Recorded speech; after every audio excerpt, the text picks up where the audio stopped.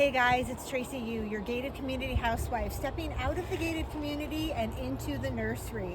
I'm here at my local nursery today to talk a little bit about flowers and gardening. Flowers and gardening is my weak spot. I'm not really good at it. I don't have a green thumb. But I wanted to tell you a little bit about something made easy and simple when it does come to summer plants and gardening. This is the Bells of Fire. This is a great summer plant for outdoor planting or in a pot. This requires little to no water, and it is a fantastic plant for basic maintenance.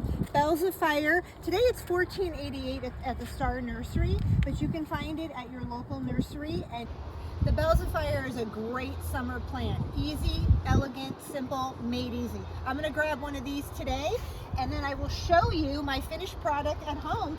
In my next video, I will show you what it looks like in my garden. How well we plant it and how well it looks. But in the meantime, I will go back to the